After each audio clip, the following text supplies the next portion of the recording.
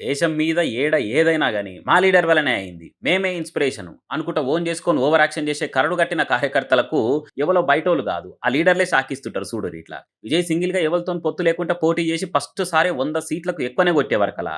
ఏపీలో పంక party fans పరమ వీరావేశంతోని ఊగిపోయిర్రు. Same మా నాయకుని లెక్కనే సింగిల్‌గా బరిలోకి దిగిండు.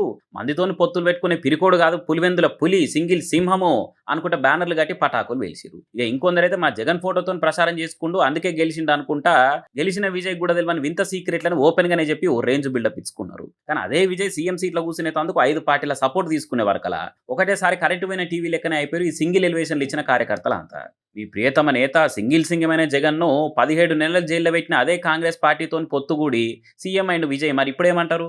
అది చాలనట్టు నిన్న ప్రమాణ స్వీకారాన్ని కూడా పనిగట్టుకొని మరీ శరవేగంతోని చెన్నైలో దిగిండు రాహుల్ గాంధీ. ఏంది బాబు అన్నావు ఇంకోసారను? ఇప్పుడు ఇయ్యుర్రా బిల్డప్ అనుకుంటా పంక పార్టీ ఫ్యాన్స్‌కు వంకలు పెట్టి సోషల్ మీడియాలో సురుకులు అంటిస్తుర్రు పాపం. ఇంత చేసి ఆఖరికి సింగిల్ కింగు, పొత్తులేని కత్తి, అచ్చం మా మావిగన్ జగన్ మావయ్య లెక్కనే అనుకుంటా ఏసిన ఎలివేషన్‌లన్నీ ఇప్పుడు వేస్ట్ పాలాయన.